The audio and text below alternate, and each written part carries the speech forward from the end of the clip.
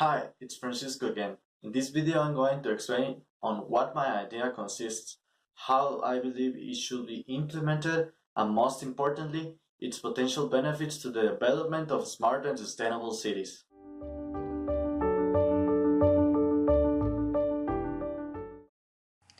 So first of all, why Internet of Things? Before talking about my idea, I would like to briefly explain why it should be implemented as an IoT project. First of all, costs. Raspberry Pis and Arduinos have great price to performance ratios. This makes them perfect in order to execute a project that requires certain computational tasks. Second of all, connectivity. A Raspberry Pi can use LAN, Bluetooth, GPS, or a mobile band such as 4G in order to connect with other devices that surround it.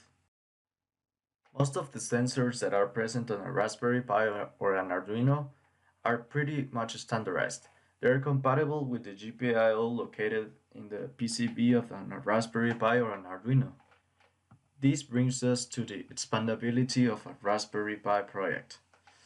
Raspberry Pi projects have the advantage that they can switch sensors pretty easily without having to fabricate another PCB. And last of all, it's open source. There are thousands of communities and forums willing to use some tools even for free in order to complete a certain task.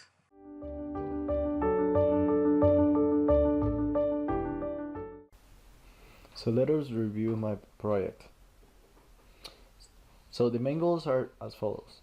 We need to measure the amount of carbon dioxide in the surrounding air. Also, we'll need to connect multiple Raspberry Pis streaming data to a server. And lastly, but the most important one, we want to implement this in the northern area of the country named Petén. So what are the first steps needed in order to fulfill the project goals? We need the hardware, so by hardware we're going to need a Raspberry Pi 3, a gas sensor, and a GPS. After this, we're going to place the Raspberry Pis at rooftops in order to avoid damage at ground level. Also, we're going to need our server. The server is going to stream data to multiple devices in order for people to be able to access the data that is being gathered by the Raspberries across the country or across the cities. So what are the new goals when we want to implement this in Petén? So, Petén is an important rainforest in Guatemala, but there are things that can be improved today. By installing this system, we will be able to inform local authorities more precisely if there's a fires in the forest. So how are we going to do this? If the sensor detects a dramatic change in the magnitude of carbon dioxide, we will be able to determine where this fire is going on, because we're going to have the GPS locations provided by the antenna that we installed on the Raspberry. This will help us with the carbon dioxide statistics produced by the country. This will also give us an insight how much the country is contaminating the planet.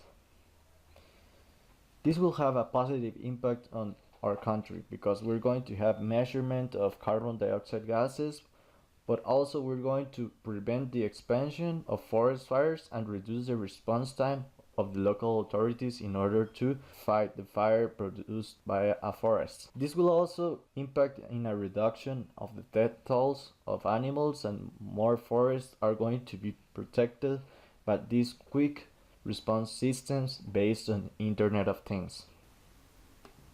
So my action plan. First, I'll need to do some unit tests with a single Raspberry Pi.